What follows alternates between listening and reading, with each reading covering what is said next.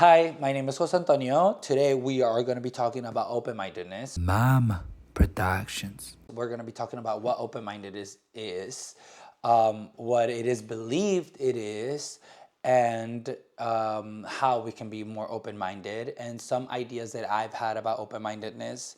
I do want to give a quick disclaimer. This does not involve any real data of anything.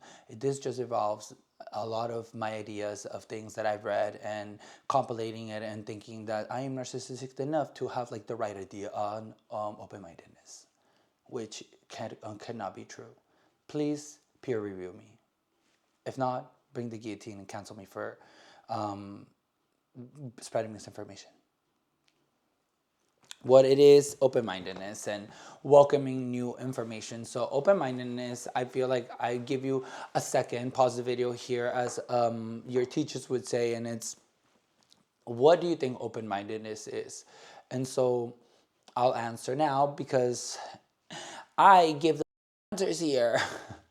And is, I think open-mindedness is always related to acceptance sometimes, and not necessarily the idea that you're so open-minded. Is the idea that you're accepting or comfortable with a lot. And I think a lot of us fall into this kind of cycle that we think we're open-minded, but then you get shown a new food or a new song or a new line of thinking, and you immediately are like, bleh, like that is not the type of thing that I like. That is not, I don't know that. That's kind of disgusting to me. Or this music sounds horrible. It's ugly. Or you might look at a person and think like they're not attractive. And that all comes from these ideas and patterns that we've developed through time as we continue like living and getting older. And even as young kids, we develop these patterns, but it's easier to break them up, which is why like kids are a lot more open-minded, right? Except for like, not necessarily a lot of flavors or anything, but genuinely open-minded about learning, open-minded about uh, language and all these things, because they haven't developed these sort of patterns that you kind of reinforce through time as you grow on and living, right? And so to me, being open-minded is allowing yourself to be demonstrated new patterns and not necessarily being repugnant or being like so disgusted by them, right? And so I'll give a first, my example is always music, right? So there's a specific song that I've heard.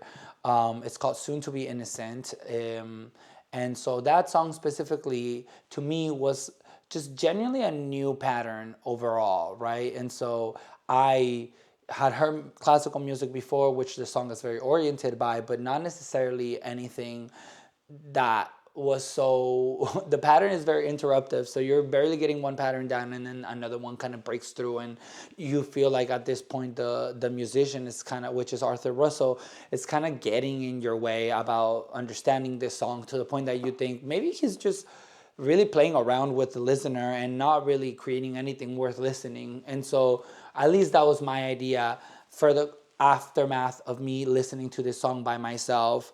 We'll go back to when I first listened to the song in a little bit, but this idea of open-mindedness that we currently carry, like I said, goes a lot with acceptance. So people think that because you're accepting of bare minimum things, right, like homophobia, racism, that you don't want to include in your life, or you think that other people deserve rights, and people think like, well, I'm very accepting of that. Or maybe because a lot of times people think about the whole sensual thing with other relationships, especially with same sex, interracial, all these things. People think I am open-minded because I'm not necessarily opposed to the idea of these people having rights or having these things. They don't realize that open-mindedness has to do with everything, with the world you surround yourself. And I think the best example when I give people an open-mindedness quiz in myself is when you imagine a home, what do you think the home should have inside? And I think that kind of cements the idea of the patterns that you need to see inside a home. And yes, I think a valid argument is a lot of people will come into a home and obviously expect a table because of practicality, right? A stove or all these things. But the way we store things, the way we live through a house, that's all been created because of the way that you've been taught that you need to to live in a house, right? You go into a Japanese house and people sit down on the floor to eat, right? And then they don't bring shoes inside a house or anything. And so that is, I think, the biggest like form factor. I used to tell people, like, when you think of a room, when you come in, you think of cabinets and you store clothes in there and everything. And so to me, a way to promote kind of the idea of open-mindedness, which we'll get into the end of it, is kind of breaking those patterns on purpose on your real life. But we'll go in depth a little later on. But that is kind of why I think a lot of people think they're open-minded. They give you the bare minimum of acceptance, and they think that they've are open-minded because of as a result of that idea. I think that is kind of the way that we fail ourselves, because once someone is telling us you are not being open-minded, you are being racist, you are being homophobic, etc., etc., we have that identifier that I am not, so therefore I could never be X, Y, and Z. And so once you get into that idea in your head, then you kind of constantly address your life like that and cannot accept new information because of it. So in this case, if I go up to someone and I'm like, hey, you made me feel like you were resolving some sort of internalized homophobia when you said this, and this, or maybe you have some sort of internalized racism because X, Y, and Z, and then people are like, well, I'm not racist. And so when you're met with that sort of wall and stunt, it really just shows you that idea of how the identifier of open-mindedness or the identifier of I am this can affect you, right? So if you live your life and you're constantly thinking, I am open-minded and I will always be open-minded because I've been open-minded, I think that's when we stunt ourselves from the actual growth of open-mindedness, because we stop trying and now we are. And I think that is kind of the important part. And now, like, leaving the idea of why we're stunted by the idea of thinking we're being open-minded, let's kind of move into the idea of how to be more open-minded, right? And I think, to my belief, the open-mindedness kind of, or anything, is when you stop thinking you are and you start trying to be it. And so you sit down and you think, I am not as open-minded as I wish I was. Or maybe thinking, I try to be open-minded, or I try to be as open-minded as I can. I think that's the perfect way to kind of look at life sometimes, or I could not be open-minded sometimes, but I try to be.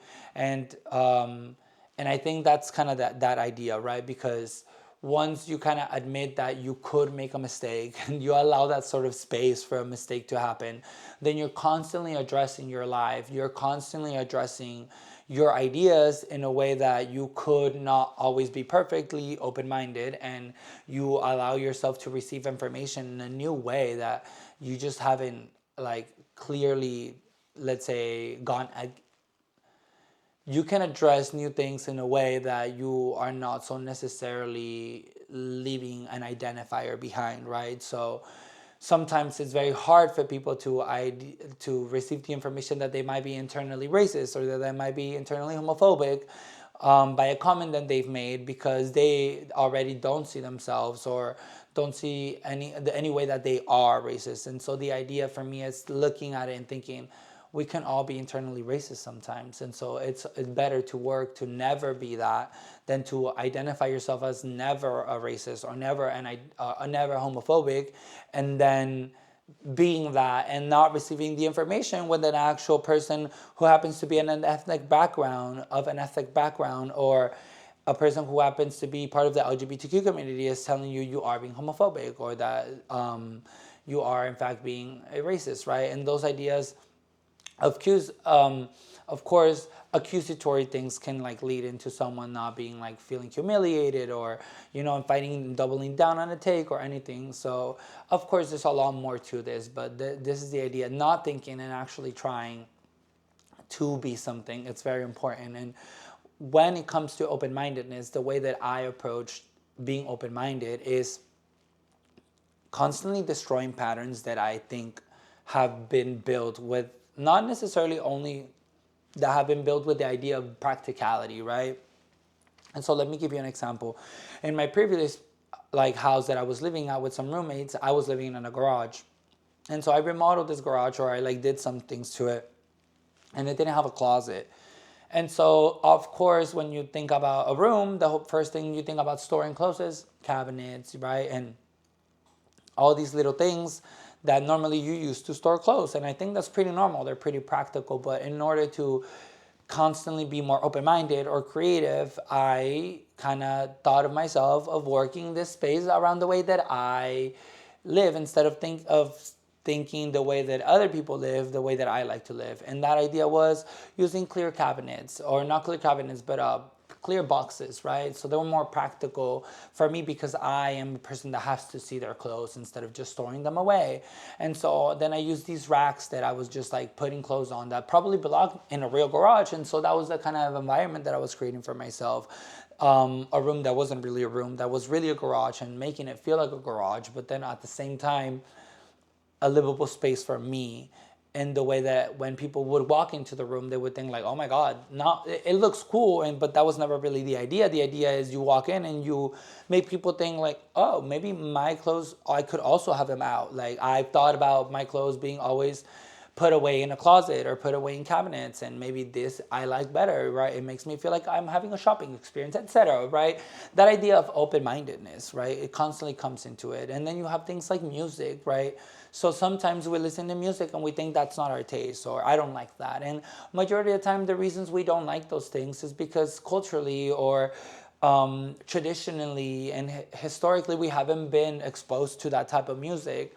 And so I think that's the kind of one of the first ways to identify it, right? Look at a song, listen to the weirdest song in the world, even if you don't like it, even if you don't ever like it, but just listen to the song with the idea that, oh, I'm going to do it in order to find the pattern that this song has. Because most likely, if the song semi is constructed decently, or even if it isn't, and the whole idea of the song is just to not make any sense in order to constantly keep you on your toes and being open-minded, that is kind of an exercise. It's an exercise to promote that sort of open-mindedness that you might want to develop within ourselves, because you really, really think. And now we go into the benefits of being open-minded. How, right? Like how all this open-mindedness can benefit you, right? And so the thing is, it's such a big world out there, y'all.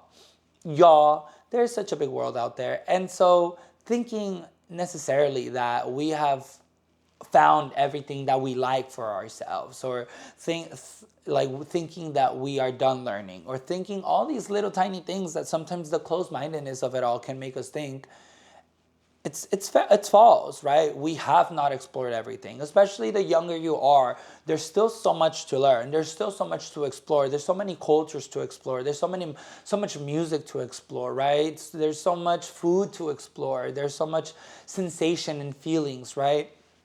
All of those things we could benefit from being open-minded about. Like, I think that is kind of the main idea of this, right? Think about the times that you said no to something without even trying it. Think about the times that someone has accused you of not being open-minded and being closed-minded about a subject. All of those things, we can tackle them with little exercises every day that constantly create an environment for us to break those walls that we surround ourselves in, or that we have placed around ourselves by the patterns. Because the idea of open-mindedness and closed-mindedness is not something, or being closed-minded is not something you actively choose, right? It's something that you become because we all are a product of our environment, and we all are a product of patterns. We all are a product of these biological things that we have, right? And so having that conscious to kind of separate those things and really, really allow yourself to explore the world around you with an open mind will 100% benefit some ideas, new creation, new environments, your workspace, right? And so that is all for today. I hope that you guys enjoyed everything I said, or if not, one thing I said today. And if you want to watch the draft of this video, having like a slight little story of love and everything, you can check out the draft that will be before this one. So it's just actually me rambling on for like 20 something minutes about how I became open-minded and all these things that I probably would add it here, but this one was more an academically sourced video that is totally not academic at all. Bye bye, guys.